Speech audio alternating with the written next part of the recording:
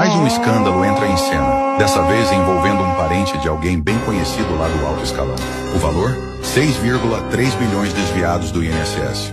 Sim, aquele fundo que deveria garantir a aposentadoria dos nossos idosos. Ao invés de cuidar de quem trabalhou a vida toda, alguém preferiu cuidar de fazer o dinheiro sumir. Não por mágica, mas por esquema. E o final da história?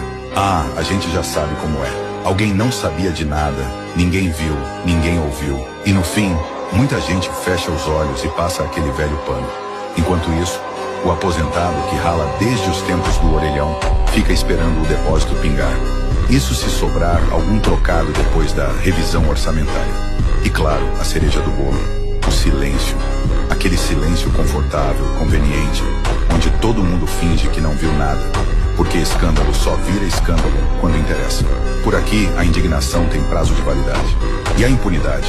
Essa segue no modo automático.